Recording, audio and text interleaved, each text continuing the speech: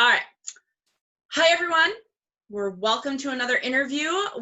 I'm very excited that today I get to interview Mrs. Allyson Apsey, principal extraordinaire at my own children's elementary school. I have 3 kids now who've gotten to have her as a principal, 2 currently still with her.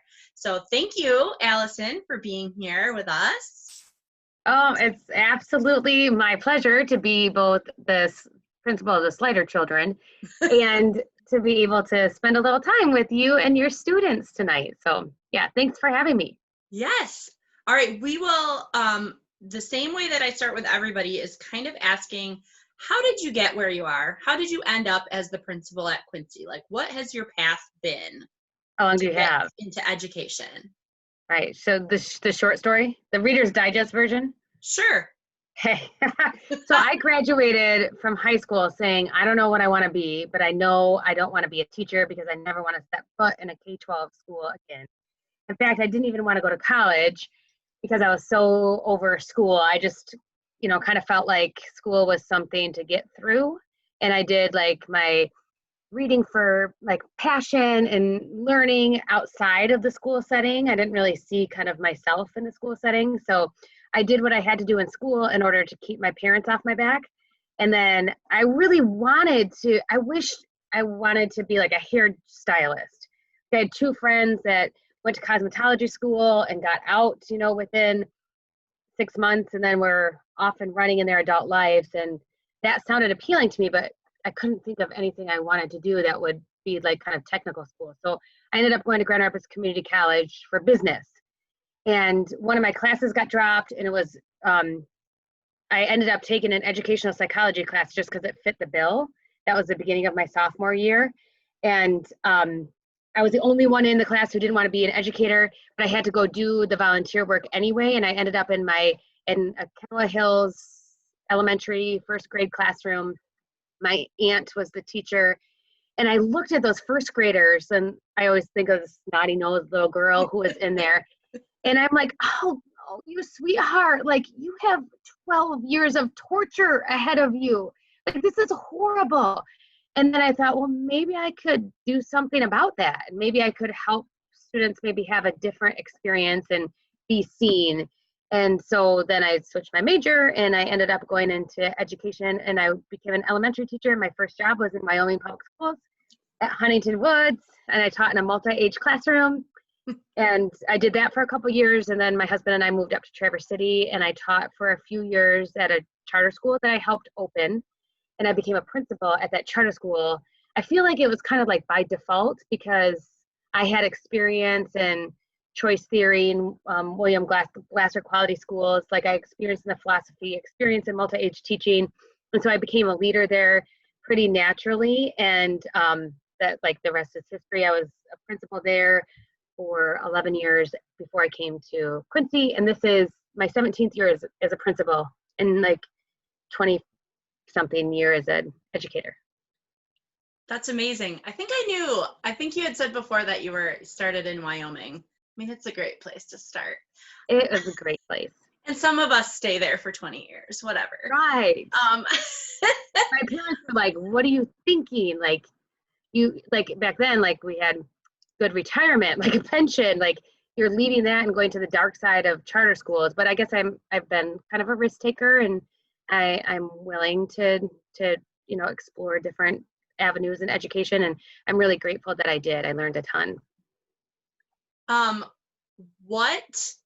They have so many questions, and I'm going to try to like combine them so that they all get kind of asked. Many of them would like to know, what is a typical day of a principal look like? And I know that you don't have any typical days, but if you were to generalize, what does a day in principaling look like for you?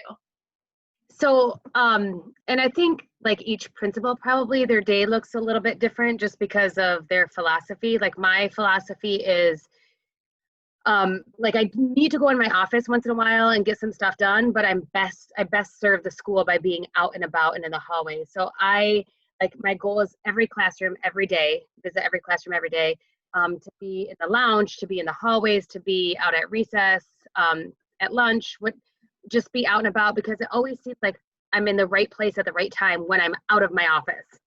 I always seem to like be able to provide some level of support. And I see my job as like, teachers take care of students, and I love students, but my job is really first to take care of teachers so that they can do their best work for students. And I see my job as like a path clearer. So I want to remove like boulders and barriers and things that get in the way of teachers being able to do their very best work for students. And because nobody else is going to take care of teachers, it's just me. We have a lot of people in the building who will take care of students. So I can't neglect that taking care of teachers part. And then of course, like I love working with students and, you know, checking in with individuals or with groups of students. So every classroom, every day, you know, sometimes there's like crises that I have to attend to. Sometimes, or I do a lot of teacher observation, because I tried to do in a normal year, like 5 to 6 observations of teachers, because I think that me being in there and giving frequent feedback, I hope contributes to creating a need-satisfying environment for teachers and that continuous growth. How I operate observations is I schedule the feedback meeting, and then sometime in the 24 hours before the feedback meeting, I'll go in and do the observation, because I don't want to do any observations without feedback meeting, because that conversation that follows the observation is way more important than the observation itself. I don't know love that. And my students probably don't know what I'm talking about here, but what evaluation system do you guys use at Quincy or in Zeeland? We use eye observation, Okay. horizontal eye observation, and I do like it because it's pretty simple and it's really focused on like the top of the scale is innovative, but innovative does not mean that you're coming up with something that nobody else has come up with before. It means that every one of your students is able to have the desired impact of whatever teaching strategy you're using. So innovative comes in because you're meeting the needs of all those individual students. And if you're able to have like 90 to 100% of your students get the desired effect, then you're innovative. And I love that, because that's real. Like as teachers, we don't have to always reinvent the wheel. We just have to meet our students where they are. Yeah, I love that too. We use the 5D evaluation in Wyoming, and I've liked that too because it focuses on growth for the teachers and the students, which is nice. I do have to grab something to show you. So ask the question while I grab something. Okay. All right. Let me find, I was just looking at, you went and you talked about evaluations already. So that's awesome. Oh, they want to know about your leadership style. I could have totally told them your leadership style, but I want to hear it from you. So, okay. This will actually tie into that. I don't know if your students will know what this is, but this is my jammy pack. Your kids will know what it is, but so this is a fanny pack that has speakers in and it's Bluetooth and it hooks up to my phone. And so I wear this in the morning, or like this morning, I just had a big speaker out in the rotunda. But one of my leadership styles is to bring joy into the environment and be a model of sunshine and light and positivity. And one of my teachers just sent me a quote from Brad Montague, who's the creator of Kid President. And he said he'd like to write a note in every dictionary. And one of them was that but it wasn't like being positive is not being naive.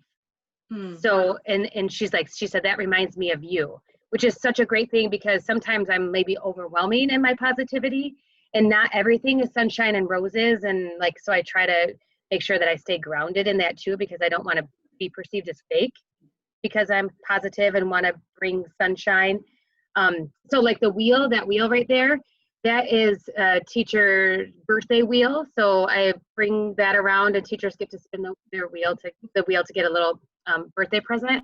But just my leadership style is that I want to accentuate the strengths of others and celebrate everyone as individuals. And that goes for teachers, it goes for students, and it actually goes for like parents and community members also. So I just want like the world to be just a little bit of a better place because I'm around, and that life's a little bit easier because I'm around. That's my probably number one goal. I think that's great. And I can tell you, if my kids have learned, they've learned lots from you, but the one thing that has become a slighter motto that they got from both you and Bethany DeGraff, who I also interviewed for my student, is that tomorrow's a new day.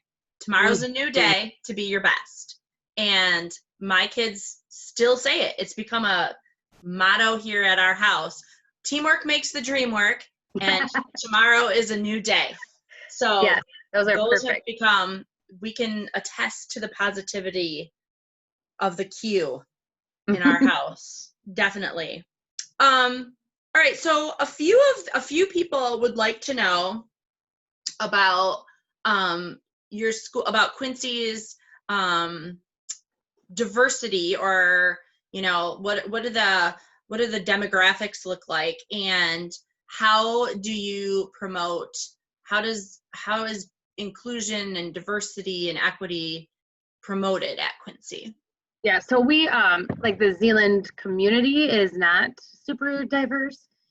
Like our free and reduced lunch percentage is at like 31%, which is pretty typical, like for the Zealand area. So, but we have had a lot more school of choice families, and so that has increased our diversity because we have families from kind of outside the Zealand community coming in. But I think, Zealand, just like everywhere else, is getting a little bit more diverse. And so it's a priority for us to have all of our students feel seen in every part of our school. And, it's from little things like the colors of crayons we have for flesh to, the literature that we have, and just making that a priority, that, that different ethnicities and cultures and different kinds of families. And the Zealand community is pretty conservative. So, once in a while we might get some backlash about that, but we just want all of our students to feel like their situation is here. I remember one time I accidentally went to the wrong CPR class, and I was sitting there with all these nurses, and they're describing going into patients' rooms to administer CPR. And I'm like, do I belong here? I actually was at the wrong class. But at one point in the class, he said educators, and the instructor said educators. And as soon as he said that, I was like, oh, they mean me too. And I just think about that all the time when I think about including all of our students, whether it's with a disability or whatever the case is, that they all feel like, yes, I am seen, I'm here, I'm taken care of, I'm represented in the school. So I think that's a huge priority for us. Yeah, I would agree with that. With a kid who sometimes feels like he doesn't belong, he definitely feels like he belongs at Quincy. So I can attest to that being something that works. Good. Glad. So what are some challenges that you face as an administrator? Just pick a couple. Right. I mean, it's challenge of the day. So sometimes it does feel like a little bit like playing whack-a-mole. Take care of this fire and then run over here and take care of that fire and run over here and take care of that fire. And just making sure that I stay zoned in to whoever is right in front of me, and whatever situation is right in front of me, that I'm giving 100% of myself to that, even if my cell phone's going off, could you come over here? Or, I've got emails happening, so staying present and not letting the day run me and instead run the day is really important. And then the other thing that, I think we can understand easily when kids are dysregulated and when kids need extra emotional support, or might use anger as a cover-up emotion, but I do struggle sometimes when I'm hit with a lot of adults who are dysregulated, and that can be especially like adults irrational, like like, and just to be honest, it can be a challenge. But just always reminding myself of like everybody's doing the absolute best they can, and taking a step back and just trying to understand, what they're seeing and experiencing from their perspective, and giving as much grace and empathy to adults as possible. Yeah.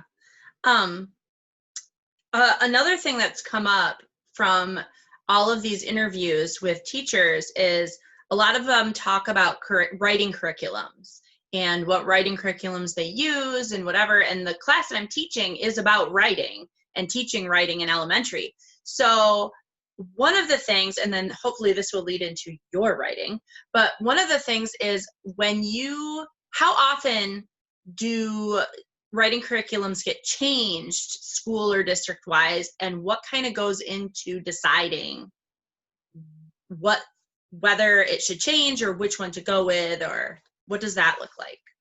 Right. Yeah. I've been through quite a few different writing curriculums, and we're using a curriculum that's called Write Well right now.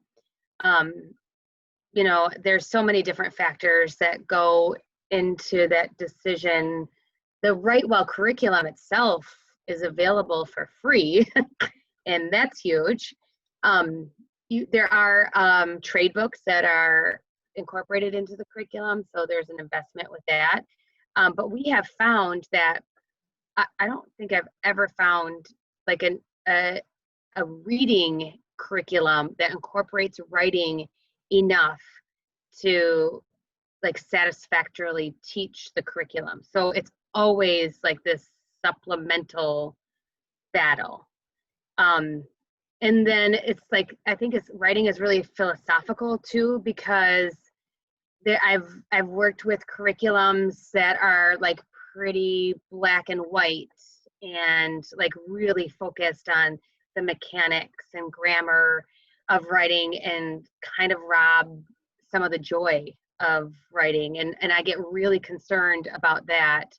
I'd prefer students to love writing first and foremost, and then we can work all of those mechanics and all of the skills into it. But if they are resistant to write, they end up not liking writing, and then not learning the mechanics and the curriculum as well either. So I think that has varied district to district in my experience, for sure. So what made you want to think, I'm a writer, I'm going to get published, I'm going to do this thing? Because my students looked it up and they know what you wrote and they've been doing their homework. So yeah, what brought you to serendipity? Right. Well, the movie in 2001, starring John Cusack and Kate Beckinsale, that's what brought me to serendipity first. Oh my gosh, I totally remember that movie. It's a really cute rom-com. Yes, if you guys have not seen it, you should watch it. So I just kind of fell in love with the idea of serendipity in that movie. And then actually when I was teaching 7th and 8th grade students, we were at the charter school, we were able to get really creative. And one of the classes that we were going to teach them was character education / choice theory. But with 7th and 8th graders, like if you called it character education class, we knew that they would be like, seriously, I have to take this. So I ended up calling the class Serendipity. Like that was my first like use of this idea that I just became like so enthralled with. And I don't know, that was maybe back in like 2002 or something. So I had seen the movie relatively recently. And then when I first became a connected educator, which that was really like transforming for me, to get connected with educators across the state, and then through social media like Twitter with educators across the country and really across the world, I started feeling like maybe some of the ideas and my voice would be helpful to others. And that was like 2015. So it wasn't that long ago. I was well into my career. I wasn't even on Facebook. I was on no social media until 2015. And then that was a turning point for me. So then once I became a connected educator, I always loved to write, like always in school. my superintendent would be like, Allyson, could you draft this email for us? But my expertise, right, was like writing emails. And then for fun, I just write some stories or plays or readers theaters or whatever for my kids. And then I started a blog in 2015, and I called it Serendipity in Education. And I remember being in the Quincy office, and I was talking to Laura Eisen, who was my secretary, and I said, I think I'm going to call my blog Serendipity in Education. Is that dumb? And she's like, you know, it's fine, Allyson. I'm like, whatever. And little did I know that like kind of became a bit of a brand. So it started with blogging and getting connected, and then I got connected with Dave Burgess, who is a publisher. He wrote Teach Like a Pirate and then started his own publishing company. And just through social media, I became connected with him. And as I was sharing some of my stuff, he contacted me and said, like, I really think we should work together. And so then we ended up working together. But as far as like, okay, so my first book is called The Path to Serendipity. And I don't know, it's like somehow like just felt like I wanted to write a book. And so then I just started writing this book or stories, just like kind of life lessons that really pertain to life in general, but specifically to life and education. And I thought, if the only people who read this book are my sons and their future families, then it would be worth the time spent. Because like there's chapter number 2 is about my marriage, like, and then I'm like, oh darn, what if I write this book and then we get divorced? Like that would be dumb. So far so good. We're still married, and this case like 2 years later, 3 years later, whatever. So and then I just kind of got the bug after writing and publishing The Path to Serendipity. So this is more like an introspective look, a look within, and just sharing some of the lessons that have been really important to me in my life that others have taught me that I need to remind myself of every day. And the foreword was written by, I had mentioned Brad Montague, who's the creator of Kid President. And I don't know if your students will be familiar with Kid President, but that was really exciting that he wrote that for me. He's absolutely incredible. And then I keep that book in my drawer of my desk. I have it and it's marked up and it's in my drawer. That's such an honor. Because I love it. And I have a Serendipity sticker on my desk. Oh, it's good. I've gifted it to my student teachers since then too. Oh, that is awesome. Thank you for that. It's good. It's a great book. Oh, I'm a very casual writer. In fact, I was ASCD had contacted me about writing a book with them, and I put together a proposal and they kept sending it back to me, and it just felt like, no offense to ASCD, and I'm very grateful for them as a company and you know what they produce, but it just felt like a little bit of me was like taken out, and then a little bit more of me was taken out, and then all of a sudden it was like are you even going to know that I wrote this? Because I write very like conversationally and casually, and I really enjoy writing that way, and I don't want writing to feel like this big heavy job. Yeah, because one I should read it. She wrote, how do you still have time to write 2 books and more while working your job? I'm passionate about writing, but in school currently, I feel like I don't have time to write or read for fun, so I cannot even imagine doing it as an educator or professional. I'm impressed. She said. Oh, well, thank you very much. I often wonder that too, but I guess we make time for what we love, right? I stopped watching Keeping Up with the Kardashians and Real Housewives of Orange County or something. So, and I don't watch HGTV much. Like, I really did like stop like watching television, and I don't have that much of a social life. So like, you know, it works out. That's how I feel too. It's like grad school. I mean, it's not like I'm going anywhere. I might as well do something while I don't go anywhere. Well, and I said to my husband, like, you know, I would be going for my doctorate if I wasn't like doing this, like writing stuff. Like, I'm always like, there's always something. Like, I'm always doing something. So this way, I don't know, it's maybe cheaper to write books. Well, yeah. So what about the Princes of Serendip? How did you decide that I'm going to do a children's book next? So that was, I I, of course, researched the word serendipity and found out that the origin of the word serendipity is from this 16th century Persian tale that's called The Three Princes of Serendip. At least that's what Wikipedia said. No, I did go maybe a little further than Wikipedia, but it's a weird story, and there's a camel and his teeth are more worn on one side than the other. And so I knew I didn't want to, I was into writing about three princes, but I knew if I rewrote this book, the story, I wouldn't want to include those components. But I was talking with a group of fourth graders. I don't even know. Eddie might have been in that group. He was. He says he remembers. Yeah, he says he remembers.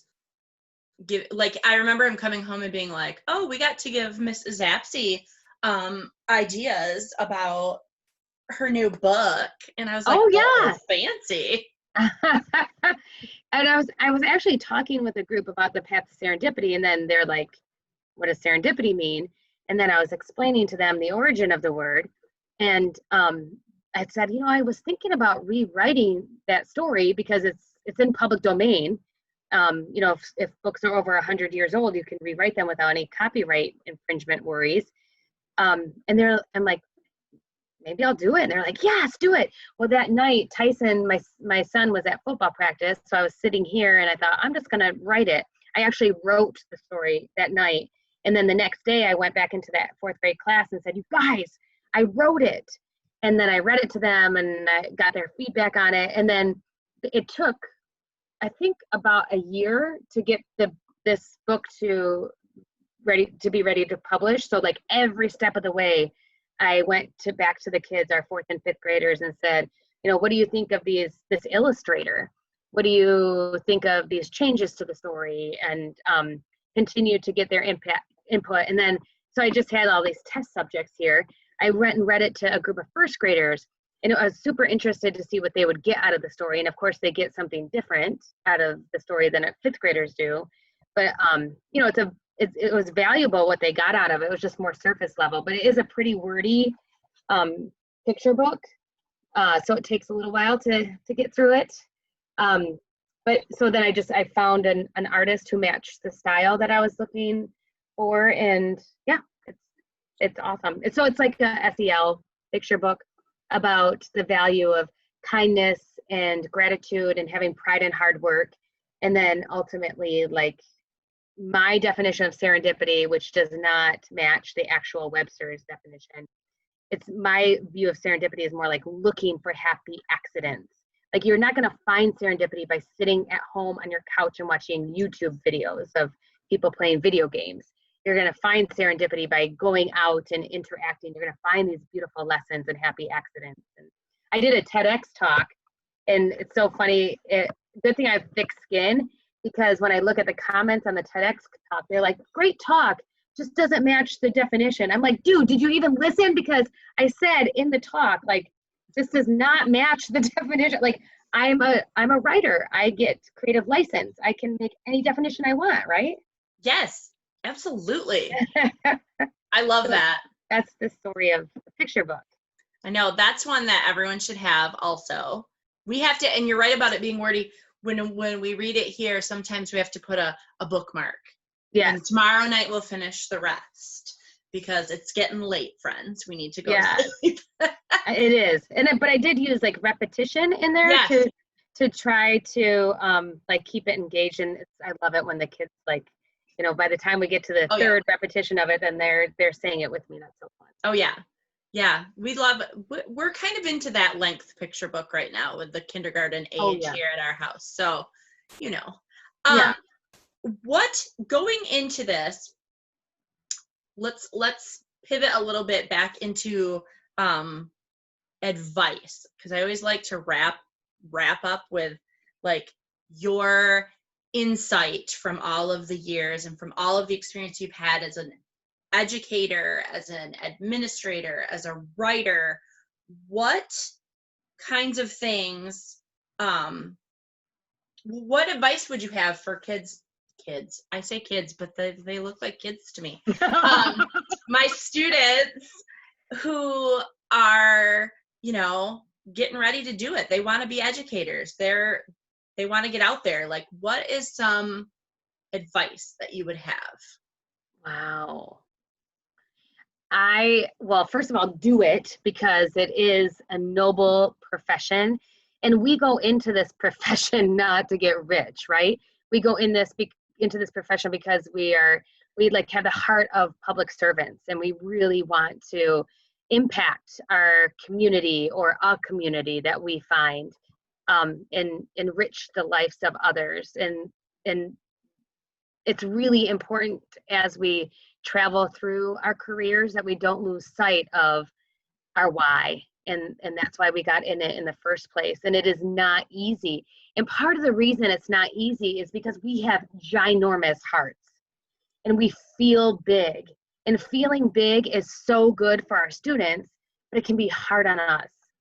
So accept that we're going to feel big. We're going to have nights we're going to go home and cry our eyes out. We're going to have really hard years. We're going to have years where we have like the dream class, but we're going to learn the most through the hard years. And I guess just one other thing is, for a long time, I thought being a good educator meant solving all my problems myself.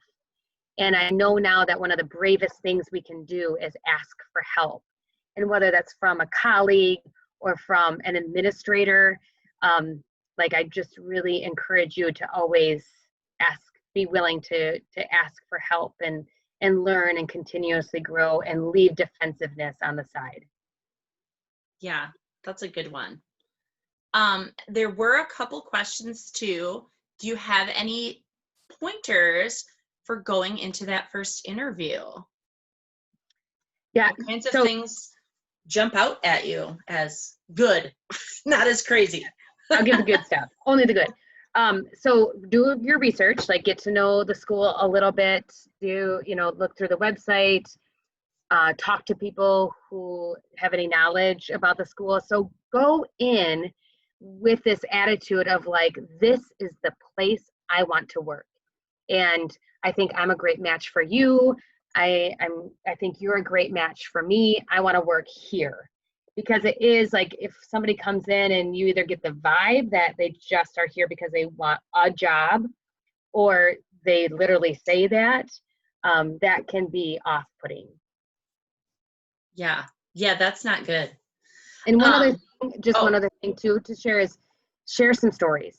Share some personal stories with details about your experiences in the classroom, because we connect stories, and like you have this like one shot to give us as much information as possible, and stories help us maybe elaborate a little bit more on our answers too.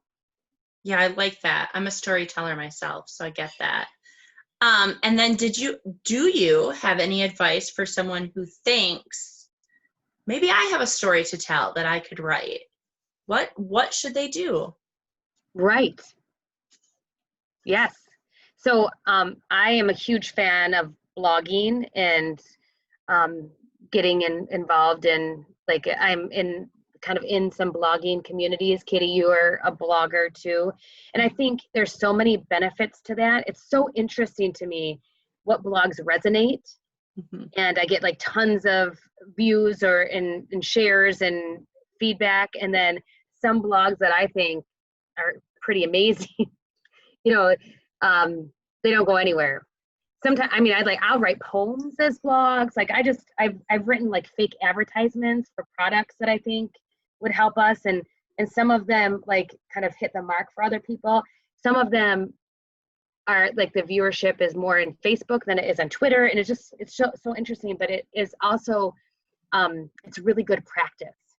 And then, if you're going to write a book, whether it's fiction or nonfiction, whatever, just putting some of your writing out there and getting feedback is super helpful in that process, I think.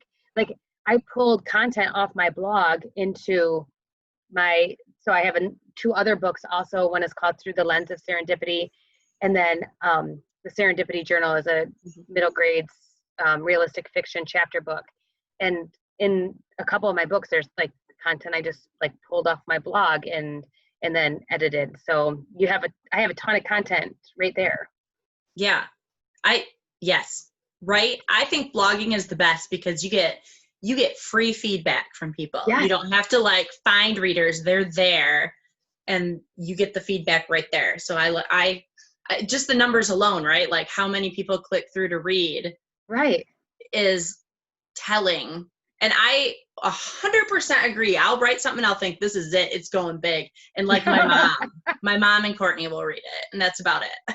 My mom will be like, "Oh yeah, that was a cute blog that you wrote. That was cute." But yeah. Yes, And then other so things funny. I'm like, who knew that everyone would love that one? Right. But, Yes, 100% agree. I did a really cool thing, I think, with the Serendipity Journal, in that I put chapters of the Serendipity Journal yeah. out on a blog, and then I asked teachers to have their students give me feedback. So to try to make it like a real life project for them. And I got hundreds of comments and pieces of feedback from all over the world on the 5 chapters of the Serendipity Journal that I put out. And I learned so much about middle grades readers through that project. And then once I got a publisher, she's like, can you stop putting full chapters out in your blog? And then I started putting like partial chapters, and like the readership kind of dwindled off because it wasn't as exciting to not have the full story. So, but that was awesome. It was great feedback. Yeah, that's amazing.